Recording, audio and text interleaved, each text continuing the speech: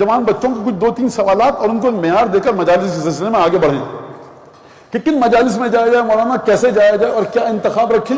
دیکھیے مجلس ہے آپ کے عقیدے کو، عمل کو، محبت اہل بیت کو بڑھانے کے لیے. مجلس اس لیے کہ آپ عمل کے میدان میں، فروع دین، اصول دین کے میدان میں ترقی عطا کرے خدا آپ اور آپ بڑھیں آگے. اور پھر اس کے بعد آپ کے ذہن میں جو سوالات ہیں دین کے بارے میں، ان سوالات کا جواب دیا جائے. آپ کا ذہن جتنا پرورش پا چکا ہوگا آپ کے سوالات کی سطح اتنی بڑھ چکی ہوگی.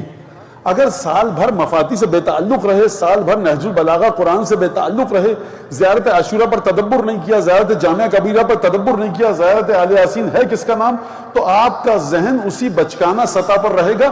بڑی جلدی راضی ہو جائیں گے آپ مجالس کے سلسلے میں کہ بس ہمیں سوال کا جواب مل گیا.